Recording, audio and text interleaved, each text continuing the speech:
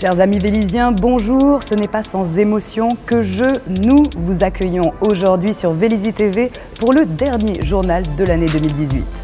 Avant de vous rendre votre liberté et de vous laisser profiter de ces chaleureuses et appétissantes fêtes de fin d'année, un petit tour par les 6 sujets qui vous attendent en ce vendredi 21 décembre. Nous amorcerons ce journal par la découverte de quelques images de la brasserie Tabac l'Aviation, récemment rénovée. Nous filerons ensuite au Carré Louvois pour ses animations de Noël. Nous vous parlerons après du dernier conseil municipal de la ville. Nous vous en dirons plus ensuite sur cette fameuse rumeur de radar installée dans Vélizy, après un petit spot de prévention routière en cette future période de fêtes et de liesse. Et enfin, la seconde partie tant attendue de notre C'était hier, sur la marche au flambeau d'un 13 juillet du début des années 90. La brasserie Tabac de l'Aviation, très fréquentée par les Vélysiens, mais pas uniquement, n'a aujourd'hui plus rien à voir avec l'établissement que vous connaissiez il y a quelques mois. Complètement redesigné et refait à neuf dans des tonalités de bleu roi, rouge carmin et gris aluminium, l'Aviation dévoile tout son raffinement. C'est désormais paré d'un élégant bleu nuit, dansant sur ses stores extérieurs ou habillant son mobilier intérieur, que la brasserie Tabac de l'Aviation accueille ses clients depuis décembre. L'établissement, implanté à Vélizy depuis des temps immémoriaux, a décidé de se donner un nouveau souffle et a fait peau neuve en s'adjoignant les services d'un architecte décorateur qui a su redonner au lieu tout en finesse ses titres de noblesse aéronautique. On est ravis, nous on avait besoin de relooker l'établissement pour se trouver à l'aise à l'intérieur. C'est vrai que ça avait fait son temps, il y avait 19 ans qu'il n'y avait pas eu de travaux, de rénovation. Donc on avait besoin de se sentir comme un poisson dans son bocal. On a bien relooké l'établissement, du coup nous on est ravis parce que c'est notre outil de travail, on s'y sent bien. Et j'ai l'impression que ça plaît beaucoup aux Vélysiens, donc c'est tant mieux. Ça fait un côté lunch, cosy, très agréable. Au début, j'étais un petit peu surprise quand l'architecte m'a dit on va mettre du noir, du gris. Je me suis dit ça va être sombre et à y vivre tous les jours, c'est très confortable. Un nouveau confort qui semble avoir eu une incidence sur la clientèle, qui se démontre aujourd'hui plus diversifiée. On est habitué à travailler avec une clientèle de passage sur Vélizy, c'est surtout les bureaux, les garages, les gens qui travaillent sur site mais qui n'habitent pas. Et ce qui est gratifiant, c'est comme ils viennent manger avec leurs collègues, ils pensent revenir avec leurs épouses, leurs familles. Et du coup, on se dit que c'est gagné. Ça veut dire que les femmes se sentent en sécurité, qu'elles viennent manger toutes seules, qu'elles viennent avec leurs enfants. Et c'est plutôt bien. Concernant les horaires et la cuisine, rien ne change. L'Aviation continue de préparer ses plats généreux à la main. L'établissement s'est néanmoins doté d'un coin épicerie pour satisfaire les petites fringales salées, sucrées, voire même les liquides. Pour la seconde année consécutive, le quartier louvois a eu droit à ses propres animations de Noël samedi dernier. Vin chaud, douceur édulcorée, chorale, contes, tour de magie et même un père et une mère Noël. Qu'importe la pluie et le froid qu'il y avait à braver, les habitants se sont montrés au rendez-vous. Ce n'est pas pour moi, mais c'est pour l'ami qui est loin de moi. Je ressens de la chaleur dans le cœur, donc c'est assez sympa. Les gens, on donne des mots magiques. Le conseil de quartier s'est organisé pour offrir tout. Avant tout le sourire, la bonne humeur, et puis alors après quand on dit que les crêpes, les gaufres, le vin chaud, tout ça c'est offert, ça fait venir. Non, je suis très content et les gens, on les sent heureux de venir. Et tout à l'heure, apothéose à 17 h, un ensemble d'enfants pourront venir chercher leurs cadeaux. On a 400 cadeaux qui les attendent et plein de bonnes choses. Donc venez tous, venez.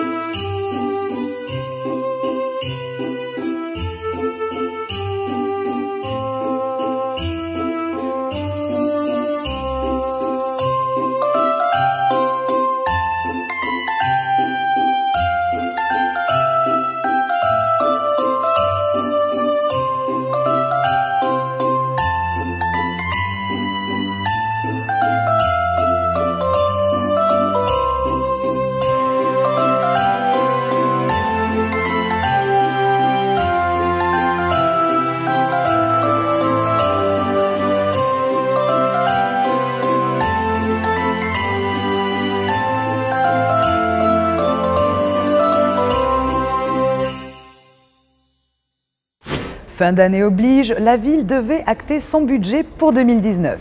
Il n'est ainsi pas étonnant que le dernier conseil de mercredi soir se soit quasi essentiellement concentré dessus. Découvrons tout de suite ce que les différentes couleurs politiques ont pensé de ce budget. Le point principal de ce conseil municipal était le budget pour 2019.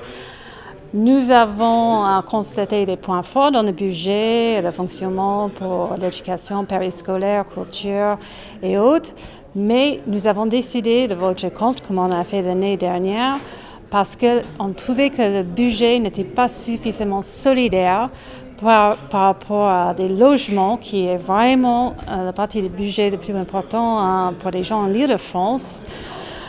On constate à Louvois qu'il y a des constructions de logements et il n'y a pas un qui a été construit par le maire pour des loyers modérés, qui c'est très important de trouver pour les étudiants, des jeunes familles, les retraités et autres. Aussi, on a noté qu'on n'a pas un vrai chiffrage de la transition écologique et on s'inquiète que le budget qui a été voté pour 2019 va augmenter nos gaz d'effet de serre. Aussi, on a noté le problème de pollution diesel et on demande un chiffrage et voir si nos efforts et notre argent public va adresser ces problèmes. Si je suis ici, c'est pas parce que j'ai rêvé de faire partie et de faire une vie politique, c'est parce que je suis ici pour ma conscience écologique. J'ai une formation dans le domaine de changement climatique et c'est ça qui m'a poussé d'être ici. J'ai 2 enfants, j'inquiète beaucoup pour leur avenir. Je sais quel changement nous attend dans les années à venir. Et c'est vraiment le moment d'avoir un budget qui se prépare pour des chocs qui vont arriver. On a déjà vu des chocs en décembre, sociaux, et on va voir de plus en plus. Et c'est toute la société qui prend en charge ces chocs. Donc c'est vraiment le moment de mettre notre budget en service de nos besoins pour l'avenir. Et c'est difficile dans un contexte politique où on est élu pour 6 ans ou moins. Dernier conseil de l'année, donc vote du budget que nous n'avons pas voté, simplement parce que c'est toujours un budget copié-collé de celui de l'année précédente. Aucune nouveauté, sauf un déficit de 9 millions d'euros qu'on va certainement couvrir par une partie d'emprunt qui est destinée donc à financer Louvois. Par contre, on ne voit pas d'augmentation de budget pour l'entretien de la ville, pour réaliser des travaux qui deviennent absolument nécessaires. Et aujourd'hui, je pense que ce budget ne répond pas aux attentes des Vélisiens. Autre délibération. Je vous coupe 2 petites secondes. Quels seraient les travaux nécessaires selon vous ? Alors, il y a des travaux de voirie, d'entretien. On les voit tous les ans réinscrits au budget, mais ils ne sont pas réellement faits. Des travaux d'entretien dans la ville, je vous disais de la voirie, mais aussi de l'éclairage public, où les pannes sont toujours récurrentes. Il y a beaucoup à faire et on voit que ces planifications depuis 5 ans n'avancent pas à l'échelle de la ville et des différents quartiers. Et par ailleurs, on a quand même aussi une certaine forme d'amateurisme lorsqu'on traite certaines délibérations. On voit à la fois que le fait d'avoir un maire sans directrice générale des services, ni un président de la CEMIV qui est également le maire, sans directeur de la CEMIV, on voit qu'il y a certains couacs qui sont difficilement acceptables lorsque l'on passe des délibérations 2 fois pour corriger les erreurs que l'on a commises sur le conseil municipal précédent. Donc voilà, c'était les principaux points. Et je profiterai aussi de cette fin d'année pour présenter mes meilleurs vœux à toute l'équipe et à tous les Vélisiennes et les Vélisiens et souhaiter de bonnes fêtes à tous. Je vous remercie. C'est un conseil en 2 décembre, c'est toujours le vote du budget. Donc c'est toujours un moment important, ça nous permet de se mettre en perspective. Et là, toujours sur des investissements, des services qui sont maintenus malgré les dotations de l'État qui n'existent plus. Et heureusement, la région nous soutient encore, notamment sur les transports et l'environnement. Mais oui, là, on voit que Louvois continue et avec une phase encore plus importante, puisque là, maintenant, les aménagements et la déconstruction totale de la dalle sont réalisés d'ici la fin de l'année, mais on continue à entretenir notre patrimoine, on continue à améliorer les services, on continue à soutenir grandement les familles et les associations, puisque aucune économie est faite sur ce poste. Et puis il y a surtout un autre sujet qui est important, c'était le lancement de l'enquête publique sur la géothermie, puisque notre volonté, c'est de continuer à améliorer le quotidien des Vélysiens par les services, mais aussi en améliorant leur fin de mois. Et la géothermie permettra de pouvoir compenser l'explosion des taxes carbone et des taxes sur les énergies telles que le chauffage urbain aujourd'hui. Donc là, même si finalement elles ne vont plus peut-être augmenter pendant quelques semaines, mais la géothermie, si on a l'ambition d'améliorer le chauffage urbain avec 60% issus de la géothermie, ce qui permettra d'avoir une ressource durable qui protège notre planète et qui en plus est économique pour chaque ménage vélysien. Nous en avons profité d'avoir le maire Pascal Thévenot face à notre caméra pour le questionner sur une rumeur qui a enflammé la toile cette semaine. Un radar fera-t-il ou non bientôt son apparition dans la ville, avenue Louis Breguet? En fait, ça fait longtemps. On a deux problèmes. C'est la conception de la sortie de la A86 en allant sur Vélizy 2 au niveau du collège Saint-Exupéry. J'ai un problème le matin de congestion, puisqu'il y a une remontée de fil jusqu'à la 86. Donc là, on est en train d'étudier avec les données Waze pour pouvoir mieux gérer les feux et qu'on ait une fluidité. Par contre, dès que c'est fluide, on a un problème de voyous de la route qui non seulement les excès de vitesse, mais surtout grille les feux. Et c'est pour ça que j'ai saisi le préfet il y a plusieurs semaines pour lui demander de nous installer un radar de feu rouge. Parce qu'un feu, il n'y a pas à discuter, j'étais à 35, j'étais à 30, j'étais à 50. Un feu, quand il est rouge, eh bien, on ne le passe pas. Et malheureusement, en plus, depuis que j'ai demandé ce radar de feu, il y a eu deux victimes, enfin deux gros accidents, dont une victime avec un délit de fuite. Et deux accidents qui sont bien terminés au niveau des dommages corporels, mais qui auraient pu être très graves. Donc oui, autant je suis contre les radars qui sont simplement, entre guillemets, des pompes à fric, mais un radar de feu à côté d'un collège, de 300 logements, de l'école de musique de Londres et d'un nouveau jardin public, je considère que c'est la sécurité des Vélysiens de faire en sorte que chacun s'arrête au feu rouge et soit verbalisé s'il le grille et s'il met en danger les enfants, les familles qui veulent traverser, voire les salariés. Donc, sachant que de toute façon, les recettes d'amende ne reviennent pas sur la ville, mais vont pour l'État. Donc ce n'est pas une mesure budgétaire, mais c'est simplement l'incivisme qui nous exaspère tous. Et là, voilà, il n'y a pas à discuter. On peut toujours discuter du radar qui est dans la descente de Chaville, où 70, 75, 80, pourquoi pas, ceux qui se sont fait attraper à 5 km/h peuvent râler, et je peux le comprendre.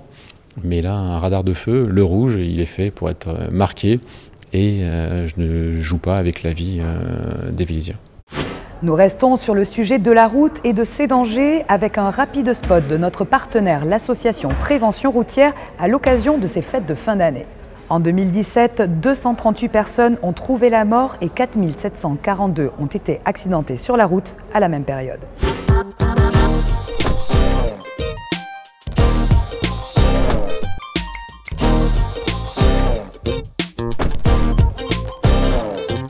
Si vous réveillonnez, que vous sortez, que vous buvez, pensez aussi à bien rentrer. Toutes nos solutions sur bienrentrer.fr. Pour finir tout en beauté et en douceur nostalgique, voici la tant attendue seconde partie de notre C'était hier. Elle est consacrée cette fois-ci au lendemain, à un 14 juillet du début des années 90, lors d'une kermesse.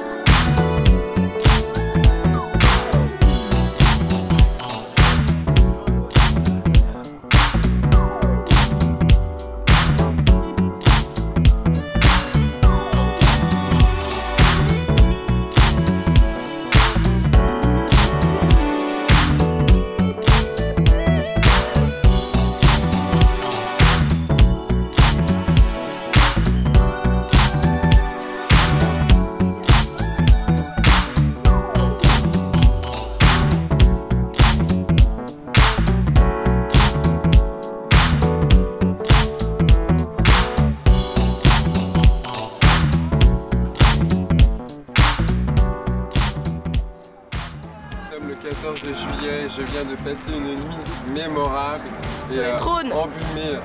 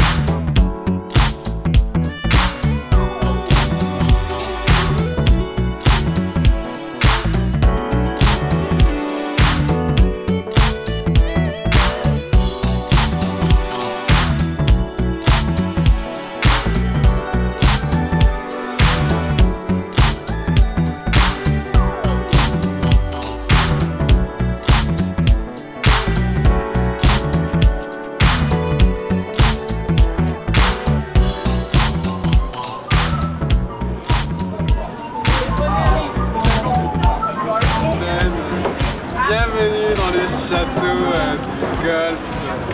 Ah, c'est un château. Et sirop d'orange. Donc.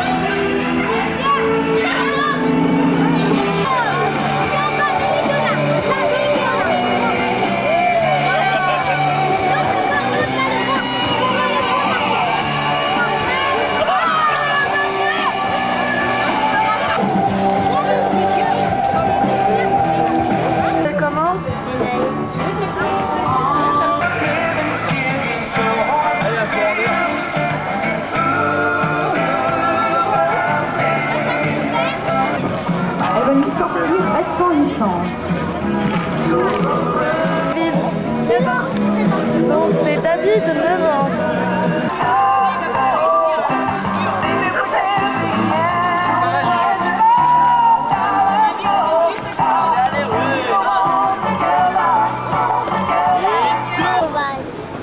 Tu te plais ici? Qu'est-ce que tu as fait comme jeu? Vous appelez? Et Jessica, Gwenelle et Jessica. Oui, c'est très bien. C'est super la kermesse. Ils sont muets. Comme des cas. David, il y a peu de clients au champ. Animateur. Béatrice. Brigitte. Une clope. Non mais t'imagines manger mon goûter ici? Oiseaux, mais toute heureuse et me perdre dans ma jolie cabane au bord de l'eau. Couche de grandes savates, un jour dans sa cabane maisonnette. Aussitôt qu'il avec ses notes magiques, les jours.